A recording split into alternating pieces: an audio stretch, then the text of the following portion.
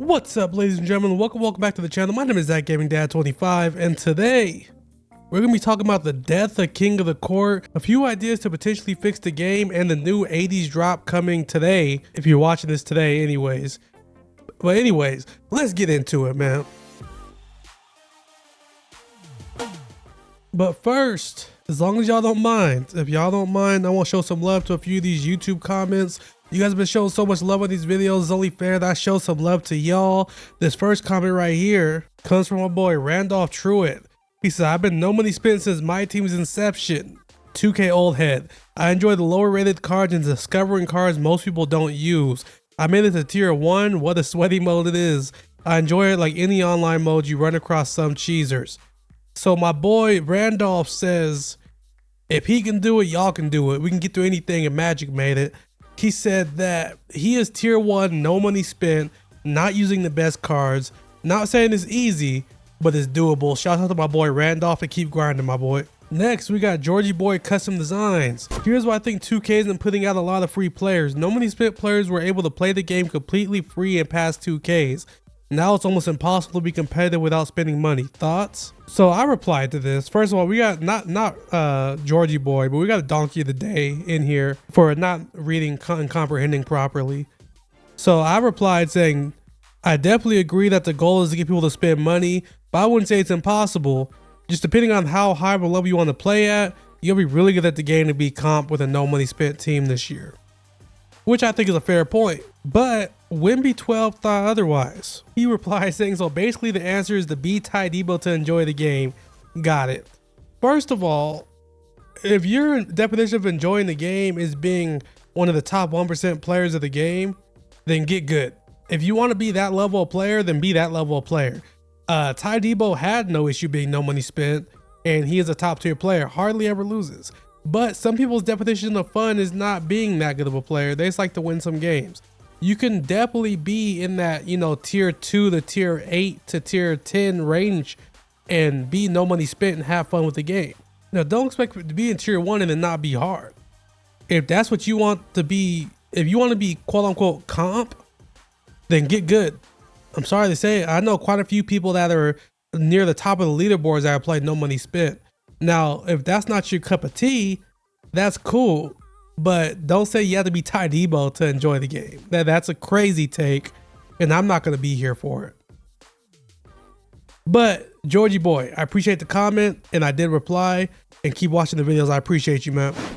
Actually, before we get into anything, this literally dropped right now as I was recording the video. I got the notification for it. We got a patch incoming, patch 3.0. I'm gonna go ahead and go over the MyTEAM stuff and the gameplay stuff because that's what we're here for the most part.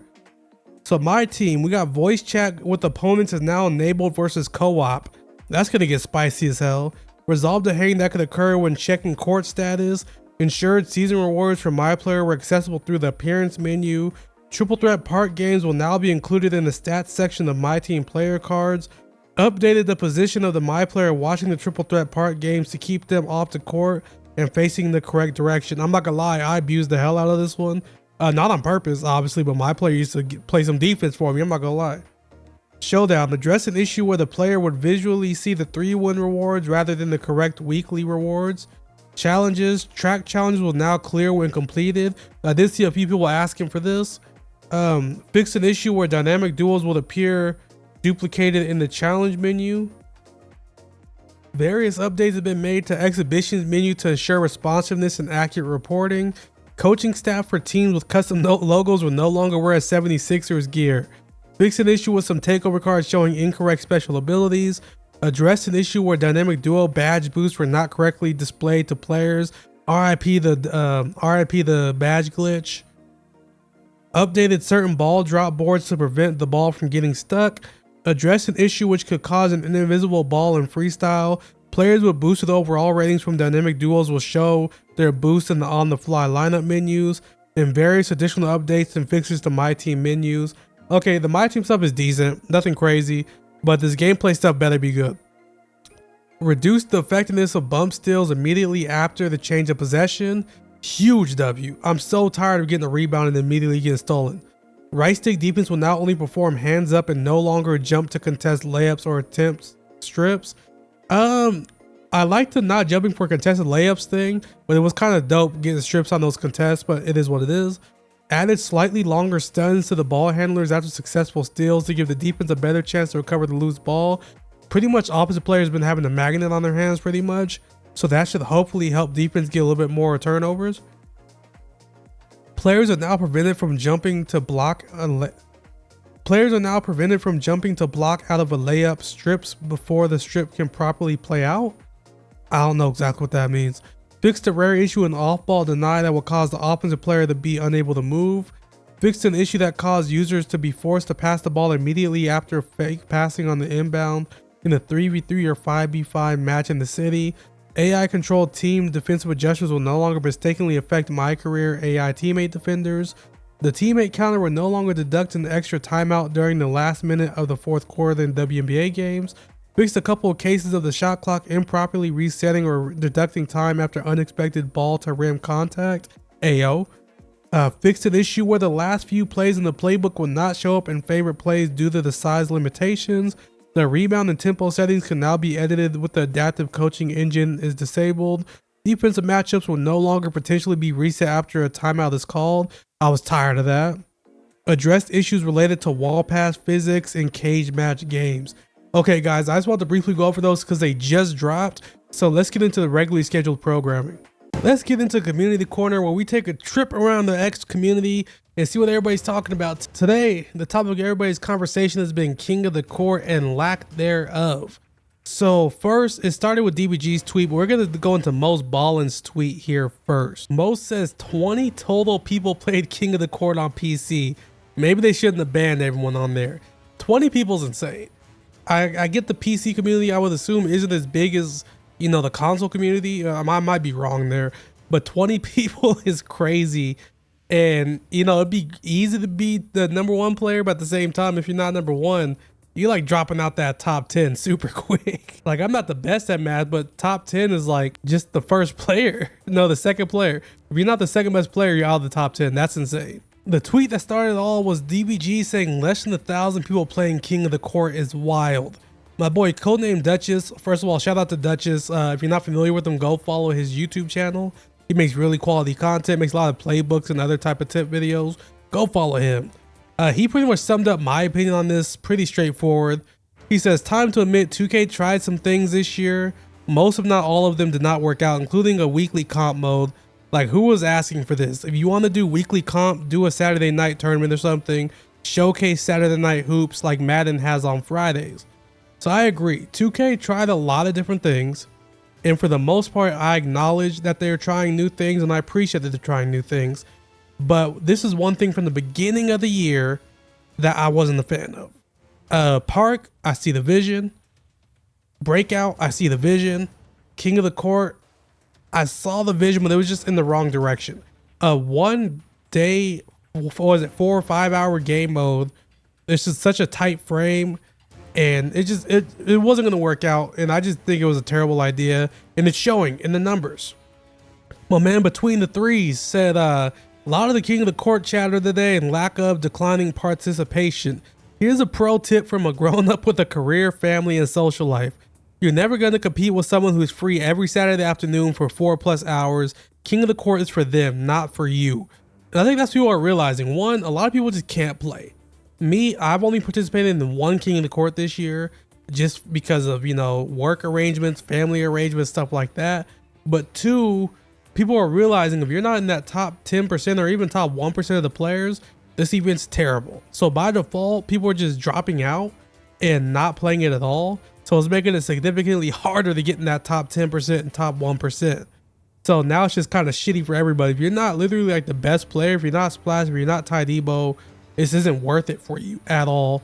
2K definitely needs to improve this concept next year. Maybe make it a whole weekend event, make the rewards better. For now, just make the rewards better for the 10%, maybe even 50%. And, you know, we'll go from there. Now, my boy Vlad Wavy, once again, also a content creator, go show him some love. He proposed a very interesting concept, and I'm here for it. He said, I wish they had a King of the Court type tournament for salary cap too. Anybody that's been in any of my streams or even watched half of my videos will tell you that I'm not a salary cap guy. I hate salary cap. I want to play with the cards I paid for. I'm just gonna be honest. But I think this would be an interesting twist.